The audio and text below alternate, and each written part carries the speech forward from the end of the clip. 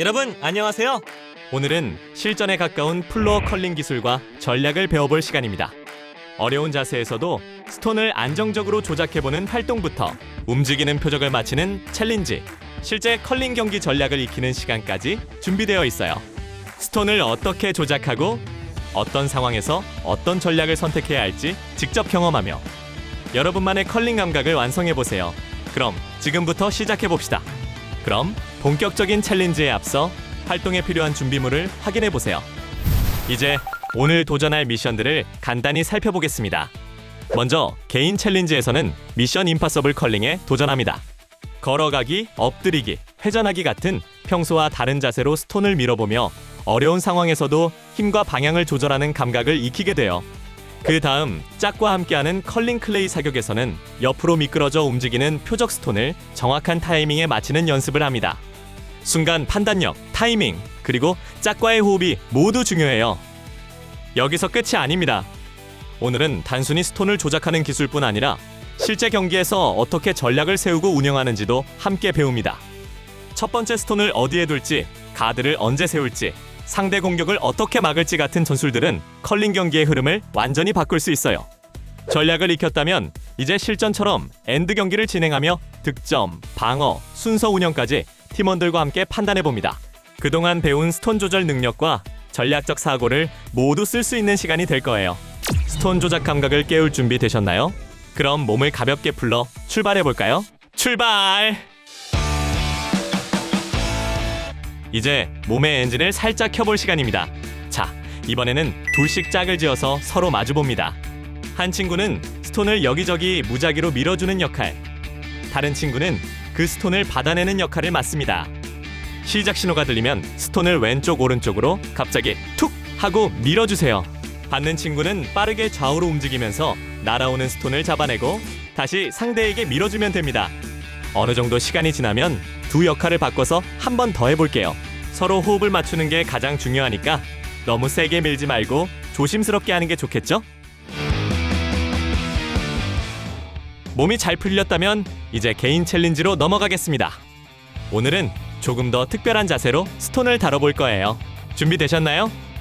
이번 개인 챌린지는 미션 임파서블 컬링입니다. 평소와 다른 자세에서 스톤을 밀어보며 불안정한 상황에서도 힘과 방향을 제어하는 능력을 기르는 활동이에요. 걸어가기, 엎드리기, 코끼리 코 회전 후 밀기처럼 난도가 높은 자세를 시도해보며 신체 조절 능력도 함께 강화됩니다. 이번 챌린지는 스톤이 하우스 중앙의 흰색 원안에 정확히 멈추면 성공입니다. 먼저 걸어가면서 스톤을 밀어줍니다. 걸음의 움직임에 따라 스톤이 어떻게 나아가는지 경험해봅니다. 다음으로 엎드린 자세에서 스톤을 밀어냅니다. 낮은 자세에서 스톤을 움직이며 시야와 거리감의 차이를 알아봅니다. 마지막으로 코끼리 코를 돌고 난 뒤 스톤을 밀어줍니다.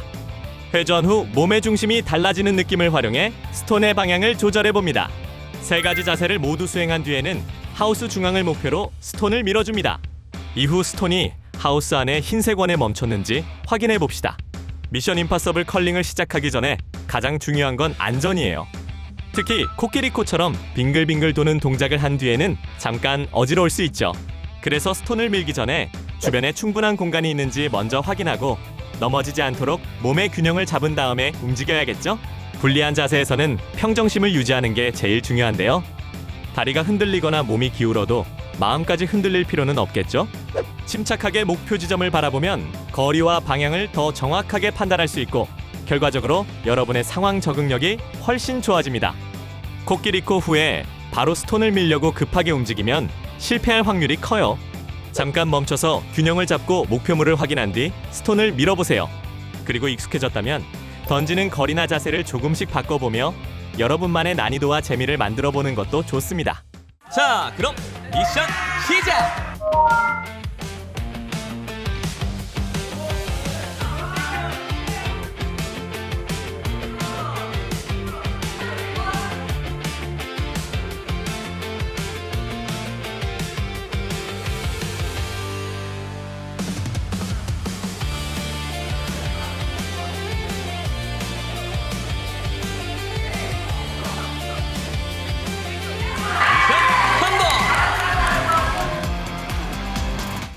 개인 감각이 잘 올라왔다면 이제는 짝과 함께 리듬을 맞출 시간입니다.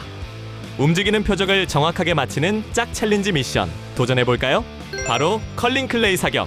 컬링 클레이 사격은 옆으로 미끄러지는 표적 스톤을 정확한 타이밍에 맞히는 도전입니다.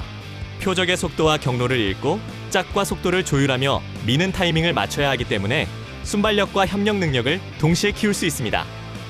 표적 스톤이 멈추기 전에 자신의 스톤이 정확히 충돌하면 성공!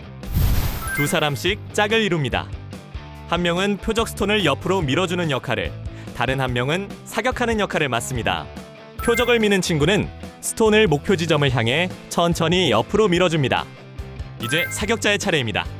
표적 스톤이 미끄러져가는 속도와 방향을 잘 살펴봅니다.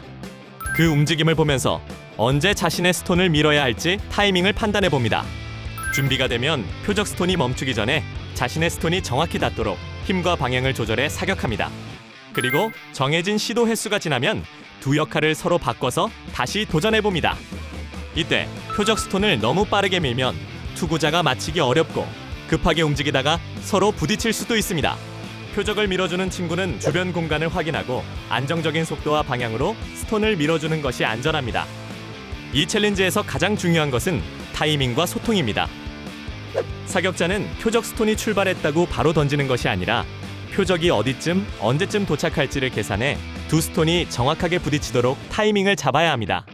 표적을 미는 사람은 지금 속도 이 정도야 하고 속도를 알려주고, 사격하는 사람은 그 속도에 맞춰 내 스톤의 힘과 속도를 조절해야 성공률이 높아집니다. 움직이는 목표를 맞히는 활동이기 때문에 표적 스톤의 속도와 경로를 빠르게 예측하고 그 예측에 따라 순간적으로 타이밍을 조절하는 능력을 익히는 것이 핵심입니다. 연습할 때는 표적 스톤을 굴리기 전에 지금쯤 던지면 맞겠다 하고 가상의 타이밍을 잡아보는 연습을 해보세요. 조금 더 재미있게 즐기고 싶다면 표적 스톤을 연속으로 2개 밀어서 사격자가 2번 연속 타이밍을 맞춰보는 도전도 좋겠죠? 자, 그럼 미션 시작!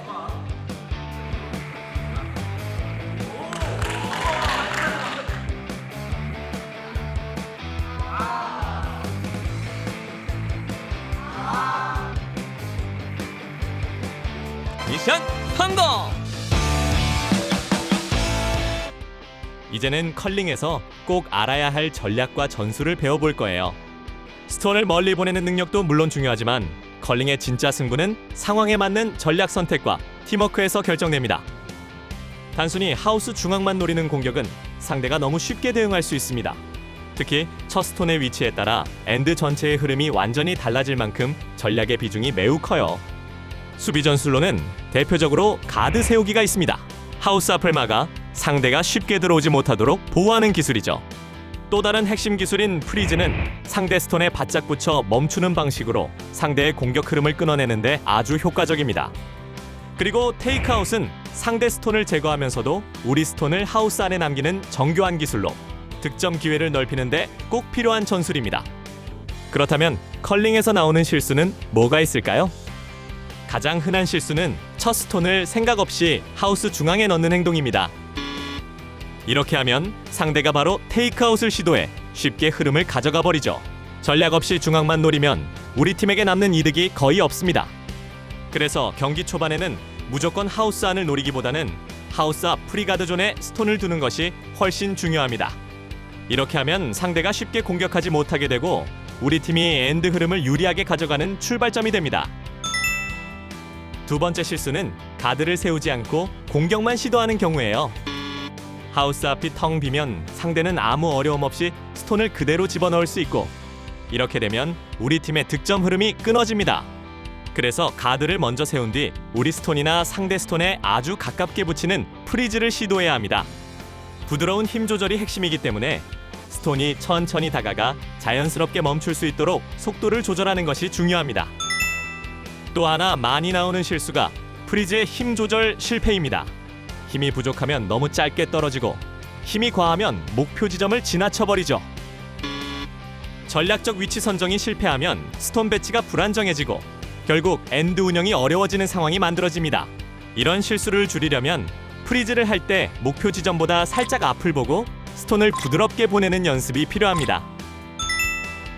여러 번 반복해보며 힘의 감각을 익히면 경기 중에도 안정적인 프리즈 샷을 구사할 수 있습니다. 이제까지 개인과 짝 챌린지를 통해 다양한 자세에서 스톤을 조작하는 능력과 기본 전략을 익혔다면 이번에는 실제 컬링 경기처럼 포&드 플로어 컬링 경기에 도전할 차례예요.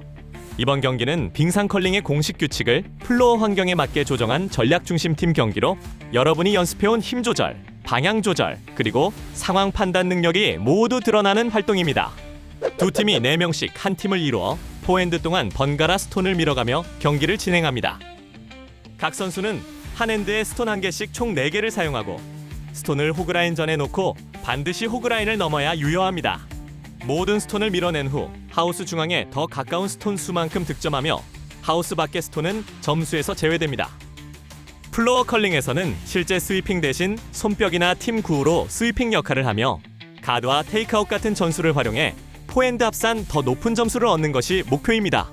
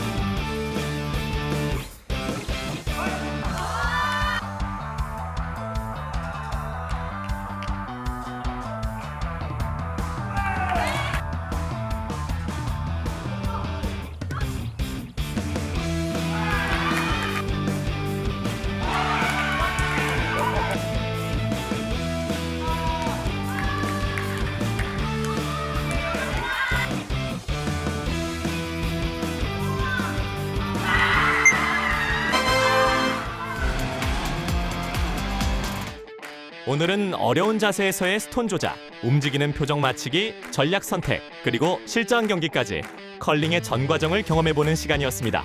특히 가드와 프리즈, 테이크아웃처럼 경기 흐름을 바꾸는 전략을 이해하면서 컬링의 깊이를 느낄 수 있었어요. 팀원들과 소통하며 경기 운영을 직접 해본 만큼 여러분의 전략적 사고와 협동 능력도 한층 성장했을 것입니다. 그럼 오늘 해본 활동들을 한눈에 살펴볼까요? 먼저 미션 임파서블 컬링이라는 개인 챌린지를 통해 어려운 자세와 불리한 조건 속에서도 스톤을 원하는 곳으로 밀어내는 신체 적응력과 조작 기술을 극대화했습니다. 엎드리고 회전하는 등 다양한 상황 속에서 평정심을 잃지 않고 정확도를 유지하는 도전이 되었습니다. 이어서 컬링 클레이 사격이라는 짝 챌린지에서는 짝과 함께 움직이는 표적 스톤을 맞추며 정확한 타이밍과 예측 순발력을 길렀습니다. 짝이 밀어내는 스톤의 속도를 계산하여 자신의 스톤을 밀어넣는 협력 플레이의 중요성을 다시 한번 확인했습니다. 다음으로 컬링 경기 전략을 익히는 시간을 가졌으며 득점 방식, 가드 세우기, 테이크아웃 등 실전 경기에 필요한 전술적 이해를 높였습니다. 마지막으로 공식 규칙을 적용한 컬링 경기에 참여하여 그동안 익힌 모든 고난도 기술과 전략을 총동원했습니다. 치열한 접전 속에서 팀원들과의 완벽한 소통과 팀워크가 승패를 좌우한다는 것을 생생하게 경험했습니다. 이렇게 컬링 경기를 직접 진행해 봤는데요.